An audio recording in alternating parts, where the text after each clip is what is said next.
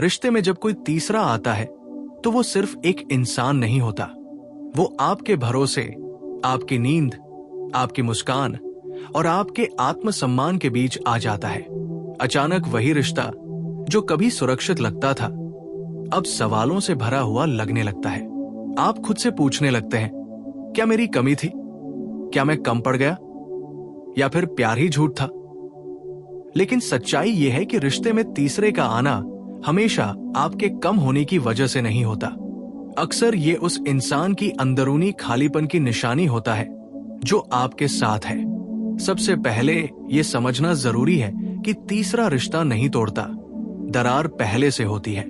तीसरा सिर्फ उस दरार से अंदर आता है। कोई भी मजबूत, ईमानदार और भावनात्मक रूप से जुड़ा हुआ इंसान आसानी से किसी तीसरे के लिए नहीं डगमगाता। जब कोई तीसरा आता है तो इसका मतलब है कि सामने वाला कहीं न कहीं अपने भीतर असंतुष्ट है, या तो खुद से, या जिंदगी से, या फिर उस रिश्ते की जिम्मेदारी से। अब सवाल ये नहीं होना चाहिए कि उस तीसरे ने ऐसा क्यों किया। सवाल ये होना चाहिए कि जिस इंसान ने मुझसे रिश्ता निभाने का वादा किया था उसने मुझे बीच में अकेला क्यों छोड़ा। क्योंकि तीसरा कोई बाहर वाला दुश्मन नहीं होता। असल चोट तो अपनों की चुप्पी और उनके बदलते व्यवहार से लगती है। जब आपको शक होने लगे, जब व्यवहार बदलने लगे, जब फोन छुपाया जाने लगे, जब जवाब छोटे हो जाए, जब आपके सवालों से चिढ़ होने लगे, तब सबसे पहली गलती जो आप करते हैं वो है घबराहट। आप ज्यादा प्यार दिखाने लगते हैं, ज्यादा समझौता करने लगते हैं, खुद को साबित करने लगते हैं। लेकिन याद रखिए, जहां आपको खुद को साबित करना पड़े वहां आप पहले ही हार रहे होते हैं। तीसरे के आने पर सबसे जरूरी चीज है शांत रहना। रोना, चिल्लाना, लड़ना, गिड़गिड़ाना, ये सब आपको कमजोर दिखाता है और कमजोर इंसान को कोई भी सीरियसली नहीं लेता। शांत रहना मतलब भावनाहीन होना नहीं, बल्कि खुद पर नियंत्रण रखना।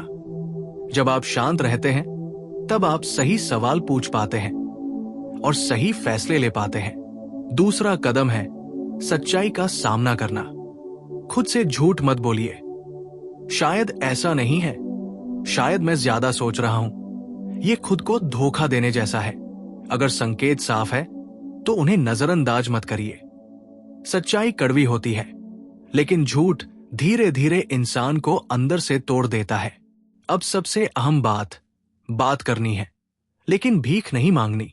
सामने वाले से शांत, साफ और सीधे शब्दों में पूछिए। आरोप मत लगाइए, लेकिन अपने सवाल स्पष्ट रखिए। देखिए वो जवाब कैसे देता है। क्या वो टालता है, गुस्सा करता है, या फिर जिम्मेदारी लेता है। क्योंकि जो इंसान सच में रिश्ते को बचाना चाहता है वो सवालों से भागता नहीं। अगर वो इंसान अपनी गलती मानता है, शर्मिंदगी दिखाता है और सुधार की बात करता है, तब रिश्ता बचाया जा सकता है, लेकिन शर्तों के साथ। बिना शर्त माफी मत दीजिए। भरोसा दोबारा बनता है, मिलता नहीं। समय लगेगा और आपको अपनी सीमाएं तय करनी होंगी। याद रखिए, माफ करना मजबूरी नहीं, चुनाव होना चाहिए। लेकिन अगर वो इंसान आपको ही दोष देने लगे, आपकी भावनाओं को छोटा समझे, या कहे तुम ज्यादा सोचते हो, कुछ नहीं हुआ, या अगर तुम ऐसे ना होते तो ऐसा ना होता, तो समझ जाइए वो सिर्फ रिश्ता नहीं, आपकी आत्मा को भी तोड़ रहा है। ऐसे रिश्ते को पकड़ कर रखना खुद को रोज रोज मारने जैसा है। अब बात करते हैं उस सबसे मुश्किल फैसले की, छोड़ना। छोड़ना आसान नहीं होता, खासकर तब जब आपने अपना समय, भावनाएं और सपने लगाए हों। लेकिन कभी कभी खुद को बचाने के लिए किसी को छोड़ना जरूरी होता है, क्योंकि जो इंसान आपको खोने से नहीं डरता वो आपको पाने का हक भी नहीं रखता। तीसरा आने के बाद अगर आप रिश्ता बचाते हैं तो उसे नए नियमों के साथ बचाइए, और अगर छोड़ते हैं तो पूरे सम्मान के साथ छोड़िए। पीछे मुड़ कर मत देखिए। याद रखिए, आपकी कीमत उस इंसान से तय नहीं होती जिसने आपको धोखा दिया। इस पूरे अनुभव से एक बात जरूर सीखिए, प्यार में खुद को खोना नहीं है। रिश्ता जिंदगी का हिस्सा है, जिंदगी ही नहीं, आपकी पहचान, आपका आत्मसम्मान, आपकी शांति, ये सब किसी एक इंसान के हाथ में नहीं होने चाहिए। अंत में एक सच्चाई, जो चला जाता है वो इसलिए नहीं जाता कि आप कम थे, वो इसलिए जाता है क्योंकि वो खुद अधूरा था। और अधूरे लोग हमेशा किसी न किसी तीसरे की तलाश में रहते हैं। अगर आज आप इस दर्द से गुजर रहे हैं तो याद रखिए, ये अंत नहीं है, ये आपकी नई शुरुआत है। एक ऐसी शुरुआत जहां आप खुद को चुनना सीखेंगे। और जब आप खुद को चुनते हैं तब जिंदगी आपको वो सब देती है जिसके आप सच में हकदार। जब रिश्ते में कोई तीसरा आता है तो असल में वो किसी और से प्यार की कहानी नहीं होती, वो एक टूटी हुई मानसिक संरचना की कहानी होती है। मनोविज्ञान कहता है, इंसान बाहर नहीं भागता, इंसान अपने भीतर की बेचैनी से भागता है। और जब कोई व्यक्ति रिश्ते में रहते हुए किसी तीसरे की ओर आकर्षित होता है तो उसका मतलब ये नहीं कि तीसरा बेहतर है, इसका मतलब यह है कि सामने वाला इंसान खुद के साथ रहना नहीं जानता। सबसे पहले समझिए, तीसरे के आने की जड़ होती है वैलिडेशन हंगर। कुछ लोग प्यार नहीं चाहते, उन्हें लगातार ये एहसास चाहिए कि मैं अब भी चाहा जा रहा हूं। जैसे ही रिश्ते में स्थिरता आती है, जैसे ही रोजमर्रा की सच्चाई सामने आती है, उनका दिमाग बोरियत को खतरे की तरह देखने लगता है। उनके लिए शांति मौत और ड्रामा जिंदा होने का सबूत। ऐसे लोग नए इंसान में प्यार नहीं ढूंढते, वो अपने ईगो के लिए आईना ढूंढते हैं। मनोविज्ञान इसे कहता है ईगो फीडिंग साइकिल, जहां व्यक्ति को रिश्ते से नहीं बल्कि उस रोमांच से लगाव होता है जो उसे खास महसूस कराए। तीसरा व्यक्ति उस नशे की तरह होता है जो कहता है तुम परफेक्ट हो, तुम्हारी कोई गलती नहीं। और यही बात सबसे खतरनाक होती है, क्योंकि सच्चा रिश्ता आपको आईना दिखाता है जबकि तीसरा आपको भ्रम देता है। अब गहराई से देखिए, अक्सर जिन रिश्तों में तीसरा आता है वहां एक इंसान एंग्शियस अटैचमेंट में होता है और दूसरा अवॉइडेंट अटैचमेंट में। एक ज्यादा प्यार देता है, ज्यादा पकड़ता है, ज्यादा डरता है।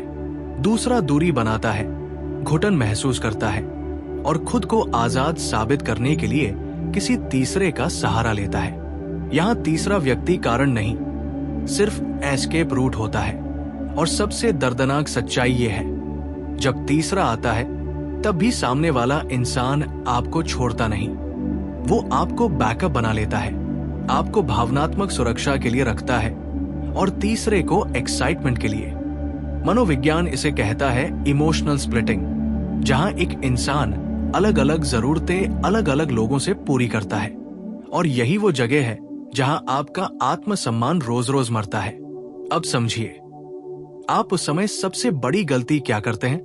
आप अपनी वैल्यू साबित करने की कोशिश करते हैं। आप सोचते हैं अगर मैं और समझदार बन जाऊं और शांत रहूं और सब सह लूं तो शायद वो वापस पहले जैसा हो जाए।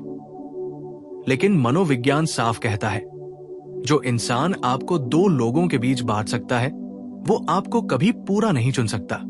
तीसरे के आने पर असल लड़ाई किसी और से नहीं होती, लड़ाई होती है आपके आत्मसम्मान और आपके डर के बीच।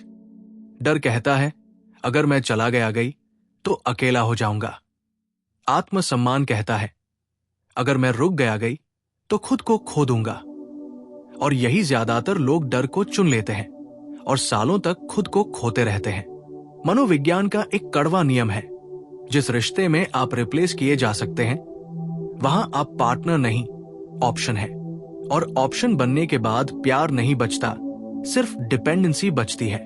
आप सामने वाले की जिंदगी में इसलिए रहते हैं क्योंकि वो आपको खोने से नहीं बल्कि खालीपन से डरता है। अब सवाल उठता है, क्या ऐसा रिश्ता सुधर सकता है? हाँ, लेकिन बहुत कम मामलों में। तभी जब सामने वाला इंसान खुद की मानसिक कमजोरी को स्वीकार करे, जब वो ये माने कि समस्या तीसरे में नहीं उसके अंदर है, जब वो ये समझे कि अटेंशन की लत, ईगो की भूख और इमोशनल इमेच्योरिटी ने उसे वहां पहुंचाया।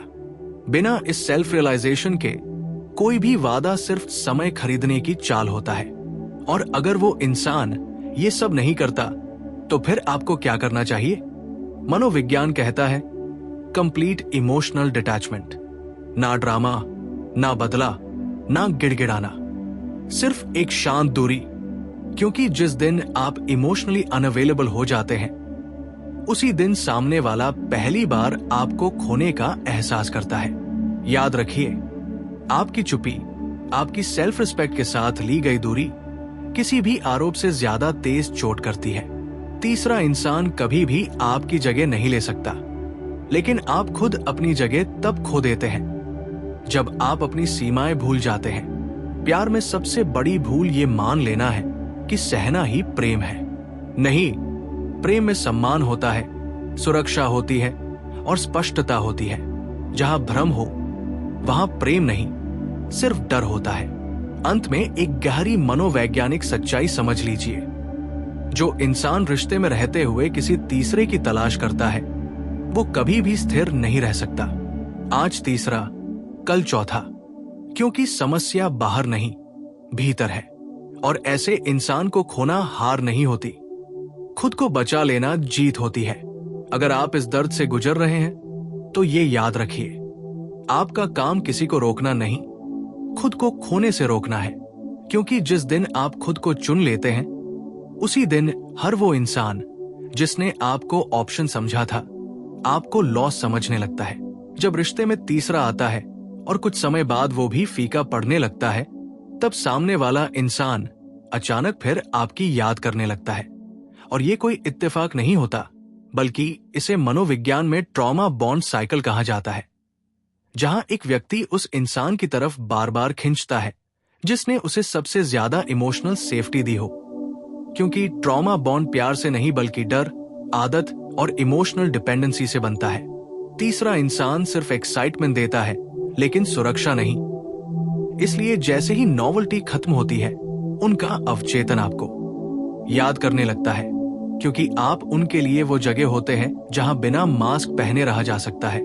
लेकिन यही सबसे खतरनाक खेल शुरू होता है, नार्सिसिस्टिक रिटर्न पैटर्न, जहां वो इंसान वापस इसलिए नहीं आता कि उसे आपकी कीमत समझ आ गई, बल्कि इसलिए आता है क्योंकि उसका नया सोर्स खत्म हो चुका है। वो फिर से वैलिडेशन, केयर और इमोशनल रिफिल चाहता है। और जैसे ही आप उसे दोबारा अपनाते हैं, वही साइकिल फिर शुरू हो जाती है। अटेंशन लेना, दूरी बनाना, गिल्ट पैदा करना और आपको फिर से सेल्फ डाउट में डाल देना। इसलिए मनोविज्ञान साफ कहता है कि जो इंसान आपको छोड़कर गया और बिना गहरे सेल्फ के वापस आया है, वो सुधार लेकर नहीं आया, वो सिर्फ जरूरत लेकर आया है। और अगर आप इस वापसी को प्यार समझ लेते हैं, तो आप अननोइंगली फिर से खुद को उस चक्र में डाल देते हैं, जहां धीरे धीरे अपने बाउंड्रीज खोते हैं, अपनी आवाज दबाते हैं और सिर्फ इसलिए टिके रहते हैं क्योंकि आपका दिमाग प्यार नहीं बल्कि फैमिलियरिटी को चुनता है। लेकिन सच्चाई यह है कि जो इंसान आपको एक बार ऑप्शन बना चुका है, वो दोबारा आपको प्रायोरिटी नहीं बना सकता। और यहाँ आपकी सबसे बड़ी जीत बदला लेना नहीं, बल्कि चुपचाप उस दरवाजे को बंद कर देना है जहां से बार बार आपकी आत्मा को लूटा गया। क्योंकि जिस दिन आप इमोशनल एक्सेस रोक देते हैं, उसी दिन वो इंसान पहली बार समझता है कि उसने किसी को खोया नहीं, बल्कि खुद को खो दिया। जब रिश्ते में तीसरे के आने के बाद सब कुछ बिखर जाता है, तब असली लड़ाई किसी और से नहीं रहती, तब लड़ाई होती है आपके भीतर। क्योंकि बाहर वाला इंसान तो चला जाता है या बदल जाता है, लेकिन उसके छोड़े हुए सवाल, डर, यादें और अधूरापन आपके अंदर रह जाते हैं। और यही वो जगह है जहां ज्यादातर लोग हार जाते हैं, क्योंकि वो ये समझ ही नहीं पाते कि दर्द का खत्म होना अपने आप नहीं होता। दर्द को समझना पड़ता है, स्वीकार करना पड़ता है और फिर कॉन्शियसली छोड़ना पड़ता है। मनोविज्ञान कहता है कि हार्ट ब्रेक दरअसल किसी इंसान के जाने का दुख नहीं होता। हार्ट ब्रेक उस फ्यूचर की मौत होती है जिसे आपने अपने दिमाग में उसके साथ जिया था। इसलिए जब वो रिश्ता टूटता है, तो सिर्फ व्यक्ति नहीं जाता, आपकी कल्पनाएं, आपकी उम्मीदें और आपका मैं उसके साथ कैसा होता वाला हिस्सा भी मर जाता है। और इसी शोक को लोग समझ नहीं पाते, इसलिए वो खुद को कमजोर समझने लगते हैं। जबकि सच्चाई यह है कि आप कमजोर नहीं हैं, आप ग्रीविंग कर रहे हैं। सबसे पहले हीलिंग की शुरुआत होती है एक्सेप्टेंस से। लेकिन एक्सेप्टेंस का मतलब ये नहीं कि आपने जो हुआ उसे सही मान लिया। एक्सेप्टेंस का मतलब है कि आपने ये मान लिया कि जो हुआ वो हो चुका है, और अब उसे नकार कर, उसे बदलने की कोशिश करके या खुद को दोष देकर कुछ नहीं बदलेगा। क्योंकि जब तक आप ये सोचते रहेंगे कि काश वो ऐसा न करता, काश मैं थोड़ा और अच्छा होता, तब तक आपका दिमाग उसी पुराने सीन को बार बार रीप्ले करता रहेगा। और मनोविज्ञान में इसे कहा जाता है रूमिनेशन लूप, एक ऐसा चक्र जिसमें दिमाग जवाब ढूंढता रहता है लेकिन जवाब कभी नहीं मिलता, और यही चक्र इंसान को अंदर से थका देता है। इसलिए हीलिंग का पहला कदम है ये मान लेना कि हर सवाल का जवाब नहीं होता और हर क्लोजर बाहर से नहीं मिलता। कई बार क्लोजर आपको खुद को देना पड़ता है। इसके बाद आता है इमोशनल डिटैचमेंट, और यहां लोग सबसे ज्यादा गलत समझते हैं। डिटैचमेंट का मतलब कोल्ड हो जाना नहीं है। डिटैचमेंट का मतलब है उस इंसान को आपके भावनात्मक सिस्टम के कंट्रोल से बाहर निकाल देना। क्योंकि जब तक उसकी एक छोटी सी हरकत भी आपके मूड, आपकी नींद और आपकी सोच को प्रभावित करती रहेगी, तब तक आप आजाद नहीं हो सकते। मनोविज्ञान कहता है कि अटैचमेंट तब बनता है जब आपका दिमाग किसी इंसान को इमोशनल सेफ्टी प्लस डोपामाइन दोनों से जोड़ देता है। और यही वजह है कि दर्द देने वाला इंसान भी एडिक्टिव लगने लगता है। इसलिए डिटैचमेंट का रास्ता आसान नहीं होता। इसमें विथड्रॉल होता है, बेचैनी होती है, खालीपन लगता है। लेकिन ये सब संकेत है कि आपका दिमाग धीरे धीरे उस गलत कनेक्शन को तोड़ रहा है। और इस फेज में सबसे जरूरी चीज होती है नो इमोशनल एक्सेस। मतलब ना लेट नाइट बातें, ना सोशल मीडिया स्टॉकिंग, ना बस हाल पूछने का बहाना। क्योंकि हर छोटा कांटेक्ट आपके हीलिंग प्रोसेस को फिर से जीरो पर ले आता है।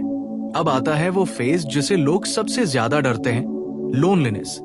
क्योंकि जब वो इंसान चला जाता है तो अचानक आपके पास बहुत समय, बहुत खामोशी और बहुत खाली जगह रह जाती है। और यही ज्यादातर लोग गलती करते हैं।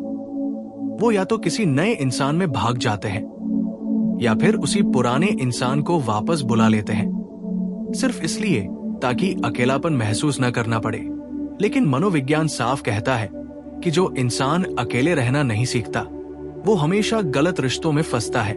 क्योंकि लोनलीनेस आपको मारने नहीं आती, लोनलीनेस आपको खुद से मिलाने आती है। और जब आप उस अकेलेपन को सहना सीख लेते हैं, तभी आप अपने भीतर के उन हिस्सों को सुन पाते हैं जिन्हें आपने सालों तक दबाया हुआ था। हीलिंग का अगला स्टेज है सेल्फ वर्थ रिबिल्डिंग। क्योंकि तीसरे के आने के बाद सबसे ज्यादा चोट आपकी सेल्फ एस्टीम को लगती है। आप खुद को कंपेयर करने लगते हैं। आप सोचते हैं कि शायद आप अट्रैक्टिव नहीं थे, इंटरेस्टिंग नहीं थे या काफी नहीं थे। लेकिन सच्चाई यह है कि किसी और के चुनाव से आपकी कीमत तय नहीं होती। मनोविज्ञान में इसे कहा जाता है एक्सटर्नल वैलिडेशन ट्रैप, जहां इंसान अपनी वैल्यू दूसरों की प्रतिक्रिया से तय करने लगता है। और जब तक आप इस ट्रैप से बाहर नहीं आते, तब तक कोई भी रिश्ता आपको पूरा नहीं कर सकता। इसलिए इस स्टेज पर आपको कॉन्शियसली अपने आप को चुनना पड़ता है, अपने गोल्स, अपनी हेल्थ, अपने रूटीन, अपनी ग्रोथ को।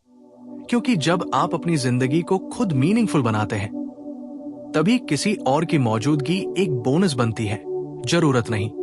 धीरे धीरे एक दिन ऐसा आता है जब आप नोटिस करते हैं कि अब उसकी याद आते ही सीने में वही भारीपन नहीं होता, अब उसका नाम सुनकर दिल नहीं कांपता। और यही वो पल होता है जहां लोग कंफ्यूज हो जाते हैं। उन्हें लगता है कि शायद अब उन्हें फर्क नहीं पड़ता, लेकिन असल में यही हीलिंग है। क्योंकि हीलिंग का मतलब भूल जाना नहीं होता, हीलिंग का मतलब है याद आना लेकिन टूट न जाना। और यही इमोशनल मैच्योरिटी की पहचान है। अब इस पूरे अनुभव का आखिरी और सबसे जरूरी हिस्सा है मीनिंग मेकिंग, यानी इस दर्द से कुछ सीख लेना। क्योंकि मनोविज्ञान कहता है कि जो दर्द आपको सिखाकर नहीं जाता, वो आपको कड़वा बनाकर चला जाता है। लेकिन जो दर्द आपको समझदार बना दे, वही आपको आगे बेहतर रिश्तों के लिए तैयार करता है। और यहाँ आप ये समझने लगते हैं कि अगली बार आप किन सिग्नल्स को इग्नोर नहीं करेंगे अगली बार आप अपनी बाउंड्रीज कहाँ सेट करेंगे, और सबसे जरूरी, अगली बार आप किसी के लिए खुद को खोएंगे नहीं। जब सब कुछ टूट जाने के बाद आप खुद को फिर से संभाल लेते हैं, जब दर्द थोड़ा शांत हो जाता है और दिल की धड़कनें फिर से सामान्य लगने लगती हैं, तब सबसे बड़ा सवाल आपके सामने खड़ा होता है। अब आगे क्या? क्या फिर से किसी पर भरोसा किया जाए? क्या दोबारा प्यार की तरफ कदम बढ़ाया जाए, या फिर अकेले रहकर ही शांति को चुना जाए? मनोविज्ञान कहता है कि यह सवाल सिर्फ भविष्य के रिश्ते का नहीं होता, यह सवाल होता है आपके अंदर बदले हुए इंसान का। क्योंकि जो व्यक्ति टूटने से पहले था वो अब नहीं रहा, और जो अब है उसे पुराने तरीकों से प्यार नहीं करना चाहिए। सबसे पहले ये समझना जरूरी है कि भरोसा टूटने के बाद डर आना कमजोरी नहीं है, बल्कि ये आपके दिमाग का सुरक्षा तंत्र है। आपका अवचेतन आपको बता रहा होता है कि अगली बार आंख बंद करके नहीं चलना है।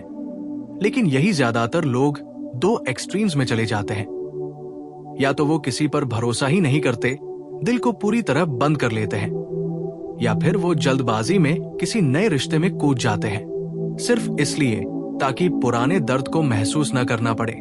और दोनों ही रास्ते लंबे समय में नुकसानदेह होते हैं। मनोविज्ञान कहता है कि नया रिश्ता शुरू करने से पहले आपको खुद से एक ईमानदार सवाल पूछना चाहिए। क्या मैं किसी नए इंसान के साथ इसलिए जाना चाहती हूँ क्योंकि मैं तैयार हूं, या इसलिए क्योंकि मैं अकेलेपन से भाग रही हूं? क्योंकि अगर रिश्ता खालीपन भरने के लिए शुरू किया गया है तो वो रिश्ता बहुत जल्दी बोझ बन जाता है। लेकिन अगर रिश्ता पूरापन बांटने के लिए शुरू किया गया है तो वही रिश्ता गहराई बनाता है। अब बात करते हैं ट्रस्ट रिबिल्डिंग की, क्योंकि सबसे ज्यादा डर यही होता है, अगर फिर धोखा मिला तो। लेकिन सच्चाई यह है कि भरोसा दोबारा किसी और पर नहीं बनता, भरोसा पहले खुद पर बनता है। जब आप ये मान लेते हैं कि अगर कल फिर कुछ गलत हुआ तो आप टूटेंगे नहीं, आप खुद को संभाल लेंगे। आप अपनी बाउंड्रीज पहचानते हैं, आप लाल झंडों को पहचानते हैं, और यही आत्मविश्वास आपके भीतर वो सुरक्षा पैदा करता है जो पहले किसी और इंसान से आती थी। धीरे धीरे आप ये भी समझने लगते हैं कि सच्चा प्यार कभी भी आपको खुद से दूर नहीं करता। सच्चा प्यार आपको एंग्शियस नहीं बनाता। सच्चा प्यार आपको खुद को साबित करने के लिए मजबूर नहीं करता। और यही वो जगह है जहां आपका चयन बदल जाता है। पहले जहां आप केमिस्ट्री को प्यार समझ लेते थे, अब आप कंसिस्टेंसी, क्लैरिटी और इमोशनल अवेलेबिलिटी को प्यार समझने लगते हैं। और यही परिपक्वता का सबसे बड़ा संकेत है। बहुत से लोग इस फेज में ये गलती करते हैं कि वो अपने पास्ट पार्टनर की तुलना नए इंसान से करने लगते हैं। हर हरकत में शक ढूंढते हैं, हर देर से आए मैसेज में धोखे की आशंका देखते हैं। लेकिन मनोविज्ञान कहता है कि नया रिश्ता पुराने डर के साथ शुरू किया गया तो वो रिश्ता कभी नया रह ही नहीं पाएगा।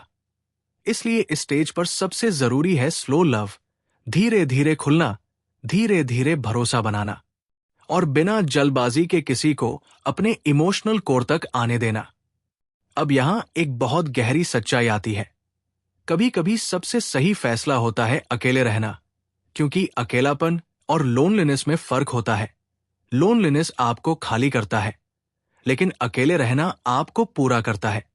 जब आप अकेले रहते हुए भी शांति महसूस करने लगते हैं, जब आपकी खुशियां किसी के मैसेज पर डिपेंड नहीं करती, जब आपकी सेल्फ वर्थ किसी के अटेंशन से तय नहीं होती, तब आप पहली बार सच में प्यार के लिए तैयार होते हैं। क्योंकि तब आप किसी को जरूरत बनाकर नहीं, चुनाव बनाकर चुनते हैं। मनोविज्ञान इसे कहता है सिक्योर अटैचमेंट डेवलपमेंट, जहां इंसान अब क्लिंग नहीं करता, चेज नहीं करता, मैनिपुलेट नहीं करता, बल्कि बस ऑब्जर्व करता है, महसूस करता है और सही समय पर सही निर्णय लेता है। और यही वो जगह है जहां जिंदगी आपको या तो एक बहुत गहरा रिश्ता देती है या फिर एक बहुत गहरी शांति, और दोनों में से कुछ भी मिल जाए वो हार नहीं होती। एक और सच्चाई जिसे समझना जरूरी है, हर किसी को दोबारा प्यार मिलना जरूरी नहीं होता, लेकिन हर किसी को खुद से जुड़ना जरूरी होता है। क्योंकि बहुत से लोग रिश्ते को मंजिल बना लेते हैं, जबकि रिश्ता तो सिर्फ यात्रा का एक हिस्सा है। आपकी जिंदगी उससे कहीं बड़ी है। और जब आप इस सच को स्वीकार कर लेते हैं, तब आप डेस्परेशन से बाहर आ जाते हैं। और डेस्परेशन के खत्म होते ही गलत लोग अपने आप दूर हो जाते हैं। धीरे धीरे एक दिन ऐसा भी आता है जब आप पीछे मुड़कर देखते हैं और महसूस करते हैं कि जिसने आपको सबसे ज्यादा तोड़ा था, उसी ने आपको सबसे ज्यादा मजबूत भी बनाया। क्योंकि अगर वो दर्द न आया होता तो आप आज भी खुद को किसी और की मंजूरी में ढूंढ रहे होते। और यही वजह है कि मनोविज्ञान कहता है, कुछ लोग आपकी जिंदगी में इसलिए आते हैं ताकि वो रहे नहीं, बल्कि ताकि आपको जगा जाए। और अंत में एक सबसे शांत लेकिन सबसे गहरी सच्चाई, जब आप खुद के साथ सच्चे हो जाते हैं, जब आप अपने डर, अपनी इच्छाओं और अपनी सीमाओं को पहचान लेते हैं, तब प्यार अपने आप आता है, बिना शोर के, बिना डर के। और अगर नहीं भी आता तो भी जिंदगी अधूरी नहीं लगती, क्योंकि तब आपने वो सीख लिया होता है जो बहुत कम लोग सीख पाते हैं, खुद के साथ रहना। यही वो जगह है जहां आपकी कहानी सच में पूरी होती है, ना किसी और के आने से, ना किसी के जाने से, बल्कि उस दिन जब आप ये कह पाते हैं, अब मैं ठीक हूं, चाहे कोई हो या ना हो। और यही भावनात्मक आजादी, यही आत्मसम्मान और यही सच्चा अंत है। और यहीं से एक बिल्कुल नई शुरुआत भी।